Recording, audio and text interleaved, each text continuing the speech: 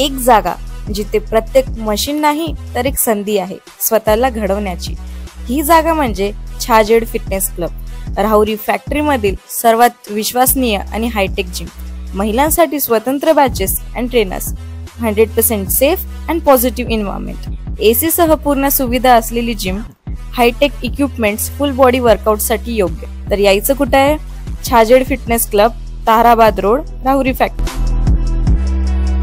आवाज जनतेचा, लढा सर्वसामान्य जनतेच्या न्याय व हक्कांसाठी।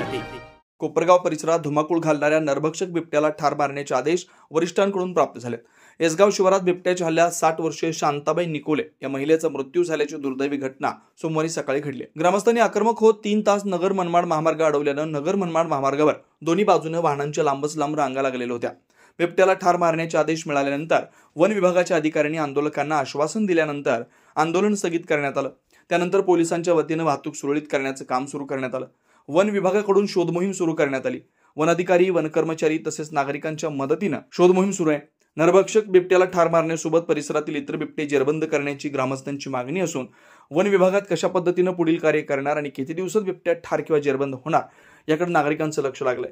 आज सकाळपासून माजी आमदार स्नेहलता कोल्हे, त्यानंतर आमदार आशुतोष काळे, युवा नेते विवेक कोल्हे, सुमित कोल्हे या सर्वांनी घटनास्थळी भेट दिली असून आजी माजी आमदारांनी वरिष्ठ स्तरावर पाठपुरावा करत सदर बिबट्यांचा बंदोबस्त करण्याची मागणी केली। तर विवेक कोल्हे यांनी घटनास्थळावर उपस्थित वन अधिकाऱ्यांना कुणाचा विचारला। सहाय्यक जिल्हा वन अधिकारी तसेच डीवायएसपी, तहसीलदार आदींसह दोन्ही पोलीस स्टेशनचे पोलीस निरीक्षक घटनास्थळी हजर होते। आवाज जनतेसाठी नितीन जाधव, कोपरगाव। हे आपल्याला बिबट आहे, संबंधित जो काही बिबट आम्ही आयडेंटिफाय करू त्याच्या ठस्यावरून वगैरे टेक्निकल अनालिसिस करून कॅमेरा ट्रॅप वगैरे लावून त्याचे फोटो वगैरे आयडेंटिफाय करून तर तो नरभक्षक बिबट आहे त्याला पीसीएफ ऑफिस नागपूर यांच्याकडून आपल्याला ठार मारण्याची परमिशन मिळालेली आहे। साधारण किती वेळ लागेल रेस्क्यू करायला सर, काही अंदाजाचं नाही? सध्या आम्ही प्रयत्नात आहोत, लवकरात लवकर आम्ही त्याला रेस्क्यू करू।